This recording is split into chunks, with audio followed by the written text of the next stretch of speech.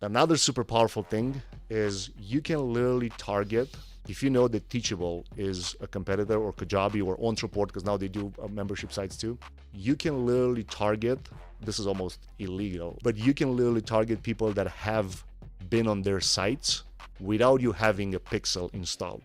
But Google AdWords have an option and they allow you to do that. Let me tell you the truth. It's not about who you know, but who knows you. Brando, it's your story. You can rewrite it if you so choose. It's your life. You decide those moves. Brando, you want to talk about getting the bag? He built a 7-figure brand from scratch. Brando, it's the Brand Up Podcast, but you already know. Enough talking, bro. Let's start this show. Brando. Because most likely they have Google Analytics installed on their site because they're big brands. You are able to retarget them. So it's almost an illegal scenario in my opinion. It's almost like you having your Facebook pixel or a Google pixel installed on their pages, and you being able to retarget them with different messages, and then you just invite them to book a call. Gee, now if we just stopped talking right now and ended it right there, you just gave away $1 billion idea. Why is that? Well, because it's knowledge, it's experience. So that's the type of things you teach people. Correct. Interesting. So again, back to the right message. So because again, I'm struggling with who am I? Like, if, for example, sales and closing, which would make someone think Grant Cardone's a competitor. I only did that to show people how to use a Lightspeed platform to make money easily. And I knew sales and closing because I used to be a sales and closing trainer. That's how I close Grant and everybody else that's on the platform. So it's almost like I'm not really a sales and closing trainer anymore. Does that make sense? It does. And so what's my message? Who am I? So that's why we create at least 4 videos in each of those campaigns. So if we target a phrase, or if we target, let's say, 10 different key phrases around Kajabi, well, we create 4 videos just for that. And then people will just look at the data. 1 out of those 4 will outperform the rest. And then the other that just don't perform, we stop them. And then we put more money into the one that works. So that's how you ever try 4 more? Sometimes, those 4 may not work, and then we just create more. But a lot of times it's also like, all right, let's see what's the amount of impressions that YouTube will allow you to target. Because, for example, if you do 10 different keywords and you only get, let's say, 10 million impressions, you may not need more than 4 videos, because if none of those 4 convert, well, you may need to just go to another keyword. It means that people that are searching for that, they're just not ready for this yet. Does that make sense? Sure. But that's how you identify the message without thinking like, hey, what is the right message for my audience? And then so it's one way to try to sell the software, and then it's another thing to try to sell Closer School. That's a different audience. Those are different keywords, different phrases that we would target, different influencers that we would. What if you didn't have to target that? What if the page itself could find out when they visited?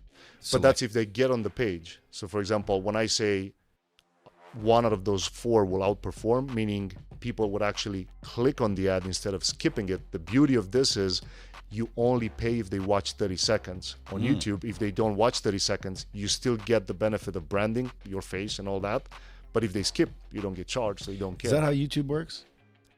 On the ad platform, yes. So I could go put an ad for Bradley, just a branding ad. I just want to be seen. My name's Bradley, everybody, and I'm in my garage too. Except I'm not reading books. I'm smoking doobies. No, I'm joking. But if I did that in front of every YouTube video, I would only get charged if they watched it for more than 30 seconds.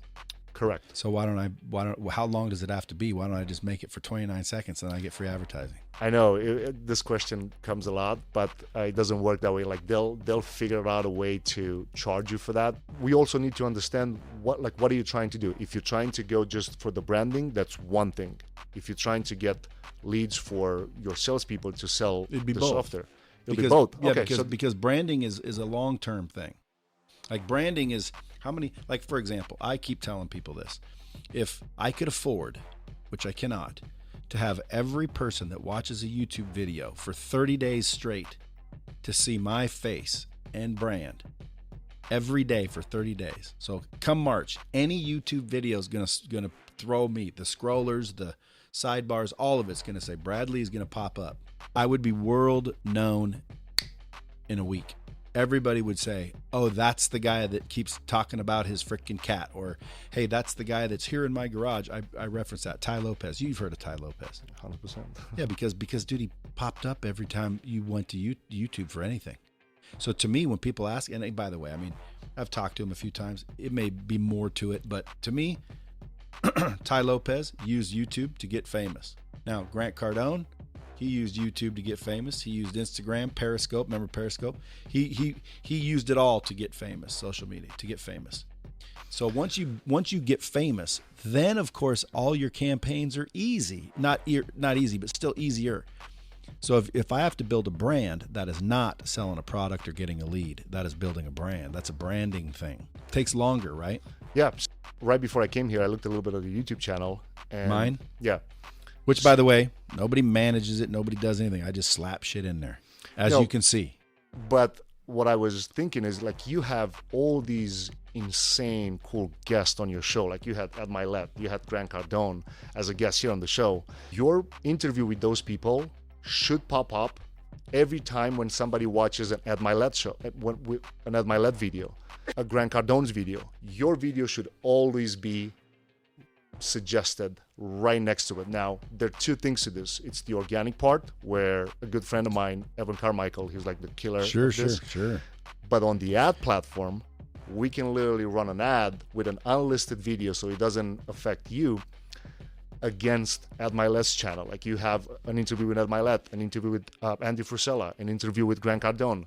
All those, like they have like hundreds. Grant, I think, has 1.5 million subscribers. All those should watch your video with Grant. Like it's no excuse for that not to be on the channel. Yeah. And you can do it. Grant Cardone's subscribers should definitely be on your channel. At My Let's subscribers should definitely be on yours, right? So you can do that, and we can target literally every single video of one person's channel, as long as you have an interview with them, because that's just a little better to do it. If you don't have an interview, when it's legit. In other words, don't be sneaky and just use all their key tags or they'll bust you. But if you had a legitimate conversation or you're in a video with them, you can tag them all you want. And not just tag them. And target. Yeah, target their channels. Like you can literally target At My Let's channel on YouTube. Yeah, and again, I'm not their competitor, so I wouldn't know why I would want to do that, other than, hey, if you like Ed, you might like Brad.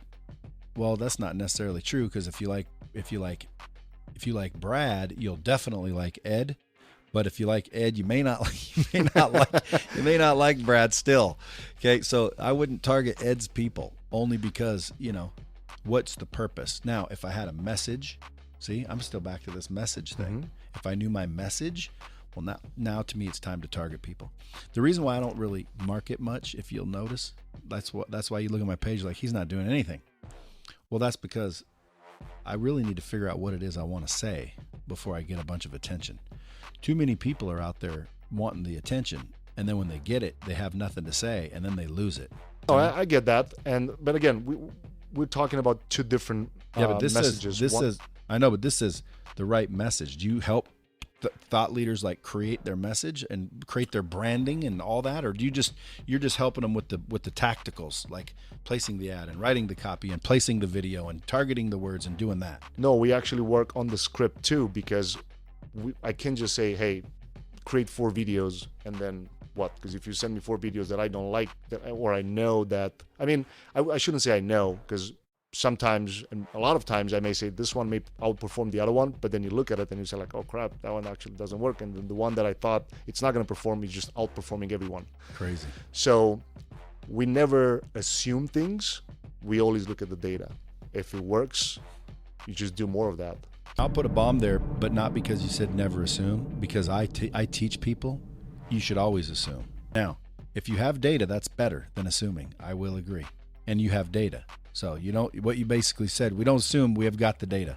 But if you don't have data, folks, and you're trying to build a business and you don't have the data, either get it or assume. Because I think YouTube is a very powerful search engine. People type in how to close deals, and Grant shows up and I don't. That's a problem if I'm trying to compete with Grant and his sales training. Yep. So if I'm listening to this episode, that's why it matters, because Me and Grant aren't competitors. You buy Grant, I get a little love from that action. So I don't care if you buy Grant, you buy mine, just buy somebody's, right? Buy somebody's, preferably on a Lightspeed system, because that shows people that you care. Because again, all these other ones, these Kajabis, dude, it's a hosting solution. It makes it easy for you to host and sell a video. It does not make sure that the user understands it, learns it, can implement it. It doesn't track, measure, monitor in real time. It's not a learning technology. It's a hosting solution. So at the end of the day, there's two different things. People wouldn't know that though. Just people wouldn't know that. Point being is, if you have a ClickFunnels or a what's the other one called? Builderall or Lead Pages or Yeah, there are like a lot of them. and they're popping up. Pages, yeah. Carta. Carta, yeah, it's another one. Yeah, so it doesn't matter if you use Carta or ClickFunnels. That's a preference. It's a tool, folks. The fact is do you know that you can go into YouTube and target your competitors' keywords to where you show up every time they show up or anytime they're searched for, which you would want to show up for in your competitors, period. Do you know how to do that? Because if you don't, that's where you would call Marian. Brand up.